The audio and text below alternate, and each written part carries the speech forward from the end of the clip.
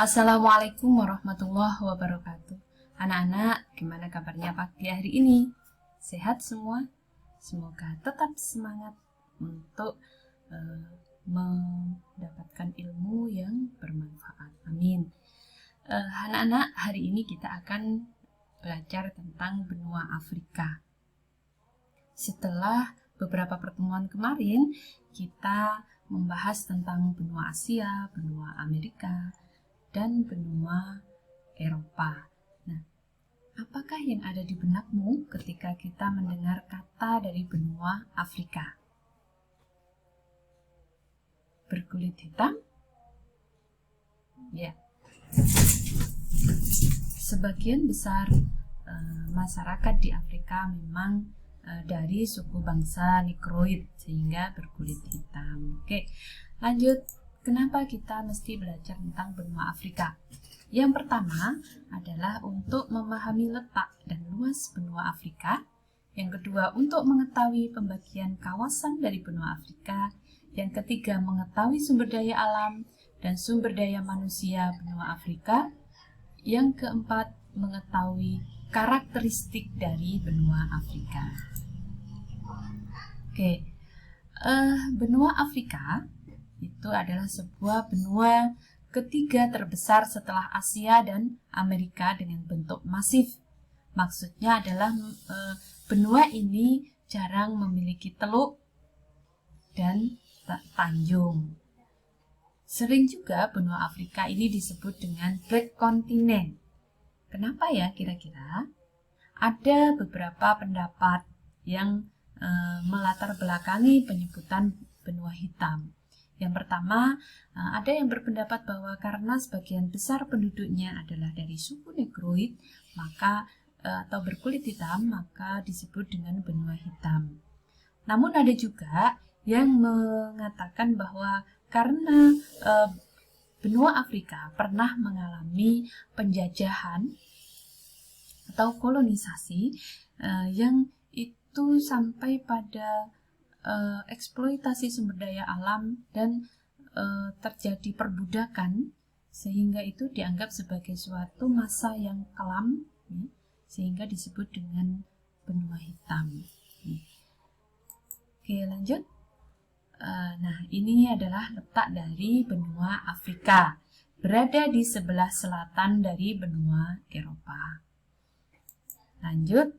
Nah, ini adalah peta benua Afrika. Kalian bisa lihat peta benua Afrika. Benua Afrika itu terletak di antara Samudra Atlantik dan Samudra Hindia. Kemudian di paling utara ini berbatasan dengan Laut Mediterania. Nah, ada yang unik di sini adalah di daerah Mesir atau Egypt di sini ini terdapat terusan Suez. Terusan Suez ini adalah terusan yang dibangun untuk memperpendek jalur pelayaran dari benua Eropa menuju ke Cina, ke Korea, dan begitu juga sebaliknya. Oke, lanjut. Letak dari benua Afrika. Secara geografis tadi sudah dijelaskan terletak antara Samudra Hindia dan Samudra Atlantik. Sedangkan secara astronomis, benua Afrika terletak di antara kurang lebih 37 derajat sampai 34 derajat lintang selatan dan kurang lebih 17 derajat bujur barat sampai 51 derajat bujur timur. Dilihat dari letak astronomis garis lintangnya, maka bisa kita lihat iklim dari benua Afrika adalah yang pertama beriklim subtropis, memiliki 4 musim, yaitu musim hujan, musim semi, gugur, panas. Nah, ini terutama berada di negara Afrika Selatan. Kemudian yang kedua beriklim tropis.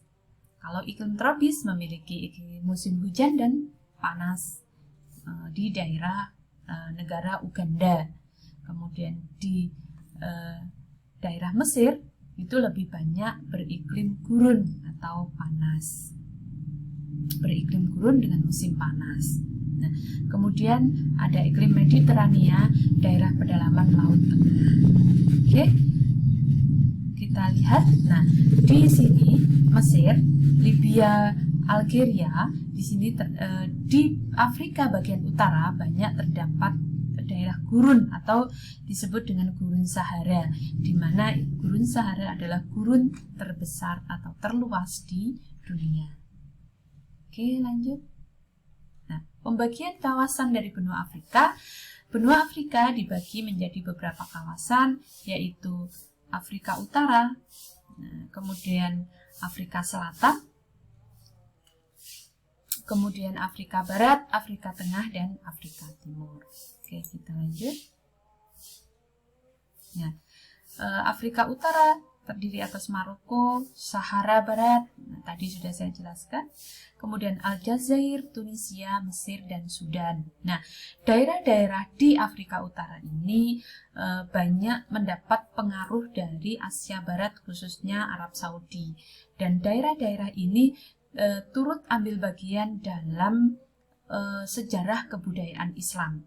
Sehingga di daerah ini banyak juga yang menggunakan bahasa Arab, ya, sebagian besar menggunakan bahasa Arab, dan banyak orang yang keturunan Arab atau orang-orang Arab juga bermigrasi ke sini ataupun sebaliknya. Sehingga banyak budaya-budaya juga identik dengan Arab. Jadi ada pengaruh dari Arab Saudi. Kemudian ada Afrika Selatan, Namibia, Botswana, Afrika Selatan, Lesotho, dan Swaziland. Ada Afrika Barat, ada Senegal, dan seterusnya. Ada Afrika Timur, Eritrea, Ethiopia, Somalia, dan lain sebagainya. Afrika Selatan, Afrika Tengah, ada Chad, Afrika Tengah, Guinea, dan seterusnya. Nah, bagaimana dengan flora di benua Afrika? Yang pertama, hutan tropis. Di Afrika Tengah, sebuah tanah khatulistiwa, ya, dilewati garis khatulistiwa, di mana di situ banyak sekali turun hujan lebat dan berhawa tropis yang sangat panas. Penduduknya terdiri atas suku-suku Negro, ya, dan rata-rata iklim ini tidak cocok untuk orang-orang yang berkulit putih karena cukup panas. Kemudian yang selanjutnya ada daerah savana, ya. Daerah-daerah di sebelah selatan, daerah gurun pasir, terbentang luas dari Cape Verde hingga Sudan. Daerah ini penuh dengan padang rumput, hutan-hutan, dan sungai. Penduduknya padat, terdiri atas orang-orang Negro. Ya. Jadi sebagian besar memang penduduknya dari orang-orang Negro. Daerah gurun terletak di sebelah utara tadi, ya, yang berupa padang pasir yang sangat luas, misalnya gurun pasir Sahara, Libya, dan Nubia. Penduduknya merupakan campuran antara orang-orang Arab atau Berber dan orang-orang Negro Sudan. Jadi tadi sudah saya jelaskan kalau Afrika bagian utara itu banyak mendapatkan pengaruh dari Arab. Kemudian daerah tropis. Daerah-daerah yang terletak di pantai utara dengan iklim sedang, penduduknya terdiri atas orang-orang Arab dan Berber atau campuran dari dua bangsa tersebut. Iklimnya yang sedang serta keadaan tanah yang subur sangat menarik perhatian bangsa-bangsa Barat untuk menguasainya. Jadi, termasuk Afrika juga pernah mengalami penjajahan oleh bangsa Eropa.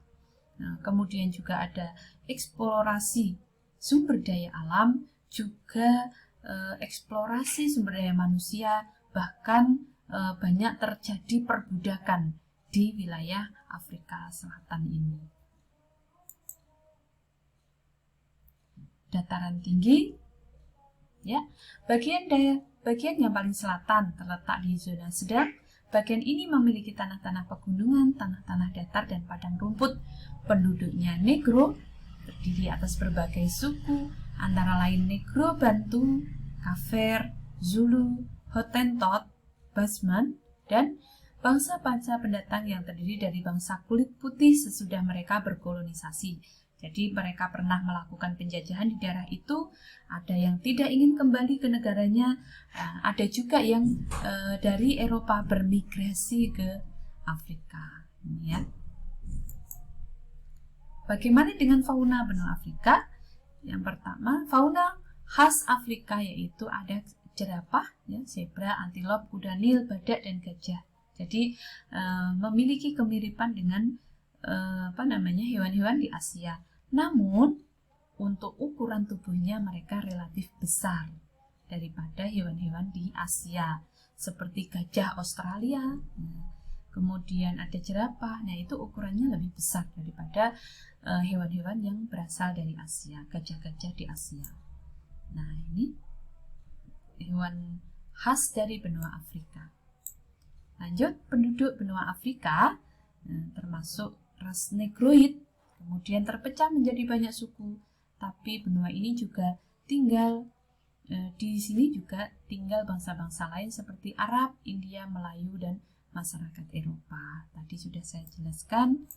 Kemudian keadaan ekonomi, Afrika adalah benua termiskin di dunia. Hal ini dipengaruhi oleh kondisi iklim yang kering sehingga kurang potensial untuk bercocok tanam dan beternak. Jadi ada hewan ternak namun hanya jenis hewan tertentu saja. Rata-rata hewan di sana sulit untuk dimanfaatkan untuk kebutuhan manusia itu sendiri di sana. Berikut adalah negara-negara dengan IPM tertinggi dengan kualitas tertinggi. Ada Seychelles, Mauritius, Aljazair, Tunisia, Libya, Botswana, Gabon, Mesir, dan Afrika Selatan. Lanjut, 50% beragama Kristen penduduknya, kemudian 35% beragama Islam, dan orang-orang asli dari Afrika memiliki kepercayaan asli dari mereka sendiri yaitu 15%. Lanjut. Kemudian karakter benua Afrika.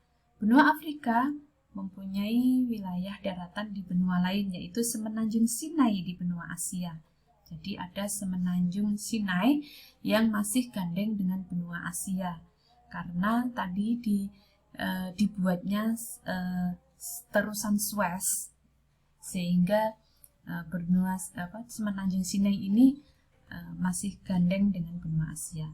Kemudian memiliki gurun terluas di dunia yaitu Gurun Sahara tadi.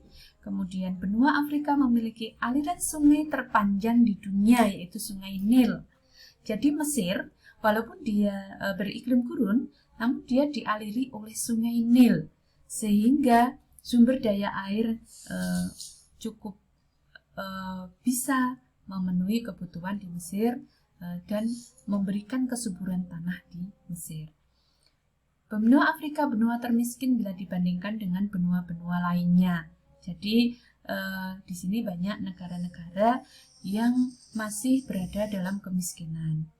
Kemudian benua Afrika mempunyai ketampakan alam berupa lembah celah besar, The Great Rift Valley, yang terbentang sepanjang 6.400 km dari pantai Laut Merah di Afrika Timur hingga Danau Tanganyika di Afrika Selatan. Kemudian benua Afrika memiliki terusan Suez yang menghubungkan Laut Merah dan Laut Tengah sehingga mempersingkat lalu lintas antar benua. Nah, ini nanti kita pahami lebih lanjut pada sesi diskusi ya. Kemudian benua Afrika juga memiliki bangunan-bangunan bersejarah serta seperti piramid, patung Sphinx, dan patung Raja Ramses II. Nah, oke, itu tadi ya tentang benua Afrika. Saya kira cukup untuk pertemuan kali ini. Kalau ada sesuatu yang kurang jelas nanti bisa dibahas di pertemuan lewat Teams yang akan kita lakukan. Baiklah anak-anak, kita akhiri. Terima kasih atas perhatiannya. Saya akhiri. Wassalamualaikum warahmatullahi wabarakatuh.